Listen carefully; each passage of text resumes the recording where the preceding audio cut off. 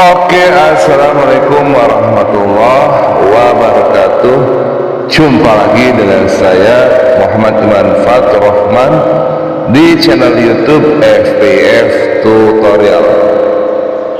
Oke, di sini saya akan bahas mengenai aturan-aturan pinjol yang kalian wajib pahami ya di tahun 2025 ini. Nah, aturan tersebut meliputi batas usia peminjam, bunga pinjaman, denda keterlambatan, serta penagihan ya. Oke, kita bahas satu persatu ya. Yang pertama saya akan bahas mengenai bunga pinjaman. Nah, mengenai bunga pinjaman ini, untuk pinjaman konsumtif tenor lebih dari 6 bulan menjadi 0,2% per hari ya. Nah, kalian bayangkan ya, 0,2 dikali 30 dikali 6, hitung aja berapa. Jadi itu lumayan. Kita punya misalkan tenor 6 bulan, hitung bunganya aja udah berapa, hitung ya. Jadi 0,2 kali 30 aja, nah itu udah 6 dikali 6, 36. Logikanya seperti itu. Kalau misalkan 2%, 2 kali 3, 60. 60 kali 3, gede banget. Tapi dalam kenyataannya ya, lebih dari 0,2% per hari ya, dalam kenyataannya gitu. Nah, yang kedua, batas bunga pinjaman konsumtif tenor kurang dari 6 bulan menjadi 0,3% per hari ya. Dan 0,3 berarti 9% sebulan. Dikali misalkan taruhlah 5 bulan ya, udah 45. Itu udah hampir 50% ya, dalam 5 bulan aja. Mengerikan. Ini yang legal ya, legal OJK, bukan yang ilegal. Itu bunganya mengerikan. Nah, yang ketiganya batas bunga pinjaman produktif ya, atau UMKM. Nah, ini sampai dengan 6 bulan 0,275%. Jadi ini lebih besar daripada yang konsumtif ya. Nah, itu ya untuk aturan bunga yang belajarnya tepat waktu 0,2% untuk yang tenor lebih dari 6 bulan, dan untuk yang konsumtif yang kurang dari 6 bulan ya 0,3. Sedangkan UMKM di sini 0,275% ya.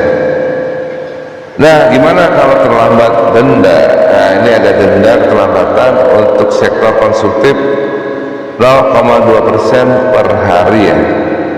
Jadi kebayang ya, 0,2 kalau kalian misalkan galbay sampai 10 tahun, nah itu dihitung aja.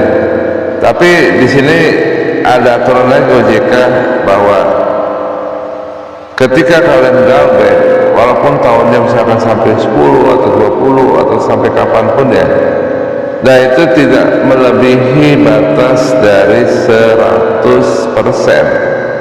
Misalkan kalian nih udah pinjam, hitung bunga dan denda misalkan 20, kalian terlambat galbay, nah itu nggak melebihi dari 40 juta. Kalau seandainya dia melanggar melebihi dari 40 juta, itu bisa dikategorikan melanggar aturan dari OJK. Nah, itu berarti ilegal, kita nggak usah membayarnya, seperti itu.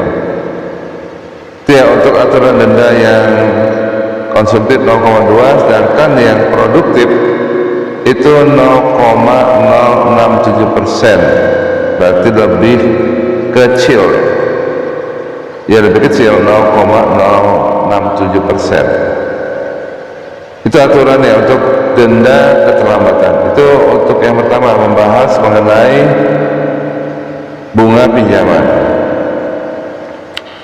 Terus yang berikutnya kita bahas lagi penagihan. Penagihan utang pinjol tidak diperbolehkan dengan ancaman, kekerasan, tindakan yang bersifat mempermalukan debitur. kenyataannya tidak seperti itu. Kenyataannya ya jelas mempermalukan dan bahkan banyak ancaman di sana. Dan kata-kata keji dan munkar itu ngeri ya. Demi mendapatkan ya bayaran itu. Demi mencapai target, dia menghalalkan segala macam cara. Terus untuk penagihan juga dilarang dilakukan dengan menggunakan tekanan fisik maupun verbal. Nah ini jelas ya, karena ketika sudah masuk tekanan fisik dan verbal sampai orang itu bunuh diri, nah itu jelas akan masuk ke ranah pidana. Terus penyelenggara wajib menyampaikan prosedur pengembalian dana kepada debitur atau nasabah.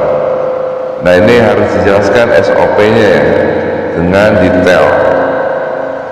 Terus yang berikutnya, penyelenggara dilarang menggunakan ancaman, intimidasi, hal negatif lain dalam proses penagihan. Ini sudah sama ya seperti di atas. Jadi intinya harus baik-baik untuk proses penagihannya. Nah, aturan-aturan diatur dalam roadmap pengembangan dan penguatan layanan pendanaan bersama berbasis teknologi informasi ya. Nah, mengenai batas usia peminjam itu jelas minimal harus punya KTP ya. Jadi 18 tahun minimal itu. Kalau untuk usia maksimal ya bebas.